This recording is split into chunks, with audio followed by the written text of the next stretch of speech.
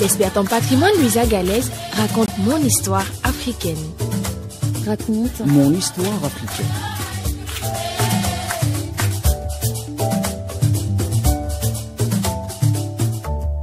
Chers amis d'Afrique et d'ailleurs, bonjour. Il est des civilisations où il faut encore parler de la condition féminine, parce que les injustices persistent, même si dans leur histoire, les femmes ont souvent porté le flambeau.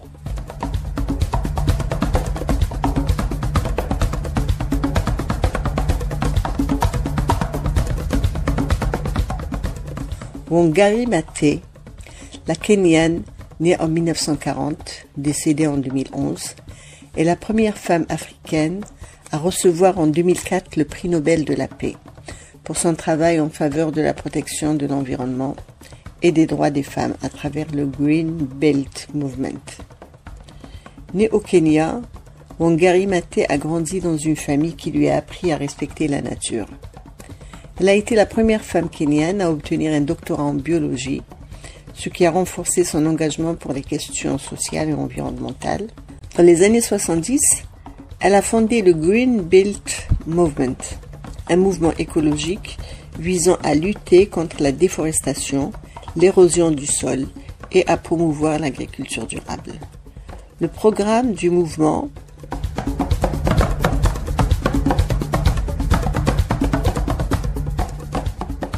encourageait les femmes à planter des millions d'arbres pour restaurer l'environnement tout en améliorant leur autonomie économique et sociale, mettant par là même en lumière le rôle essentiel des femmes dans la gestion des ressources naturelles. Wangari Maathai a également été une fervente défenseuse de la démocratie, des droits de l'homme et de la justice sociale, ce qui l'a souvent mise en conflit avec les autorités kenyanes.